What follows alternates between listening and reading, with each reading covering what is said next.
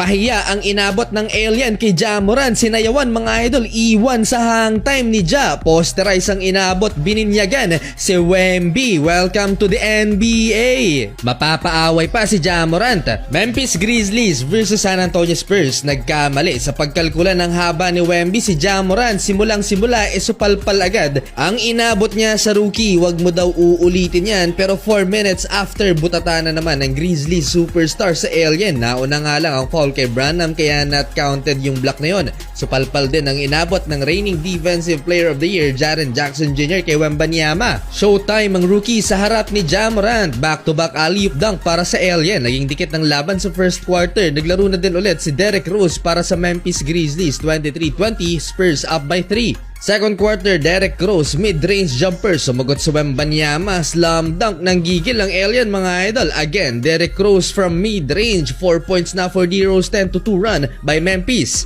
Under 8 minutes, Wemby back-to-back, nanliit si Jaren Jackson Jr. take over si Wembanyama. Supalpal na naman si Jackson Jr. Dalawang beses pa mga idol dahil kay Wemby nag-struggle si Jaren Jackson, shooting only 2 of 9 field goals sa first half. Last 4 minutes, mapapaaway pa si Ja Morant kay Dominic Barlow. Nakatrash talka ni Ja. 2 minutes left, 1-on-1 si Morant at Wemby. Nasundot pa ni Wembanyama, di niya mahuli si Ja Morant. Natirahan tuloy siya ng 3. 5 block shots sa first half si Wemby, habang si Ja Morant pinagsasayawan ng bantay. Papatapos ang first half, 47-40, Grizzlies up by 7.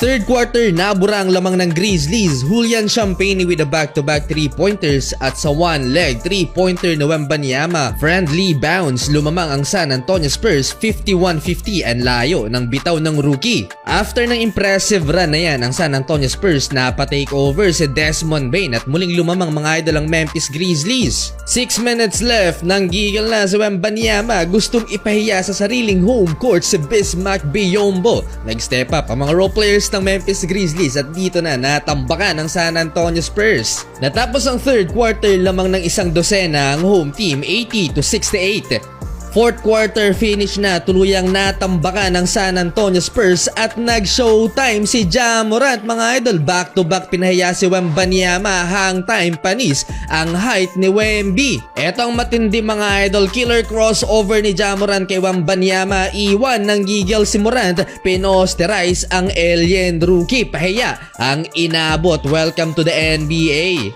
Nabinyagan na ni Ja Morant si Wembanyama. Parang eto yung pinakainaantay ni Ja Morant, ang mapahiya mga idol, ang number 1 rookie ngayong season. Last 3 minutes, malaki mga idol ang lamang ng Memphis Grizzlies. Nilabas na din si Victor Wembanyama sa huli. Panalo ang Memphis at tagumpay na pinahiya ni Ja Morant ang alien. So official na ngang maglalaro si Dwight Howard para sa Strong Group Philippines sa darating na Dubai Tournament 2024. Bigatin ang kasama sa lineup Andre Blatch and Andre Robertson ng former OKC Thunder. Si Shams Charania ang unang nagkumpirma ng balita, at kahit si Coach Charles Chun nagulat kung paano nalaman ni Shams yon. Si Andre Blatch ang naging tulay para maglaro sa Team Philippines si Howard, at mangyayari yan ngayong January 19 to 28. Next week, darating sa Pilipinas ang ex-NBA superstar. Pabigat ng pabigat na pangalan ang kinukuha ng Strong Group last year, si Nick Young.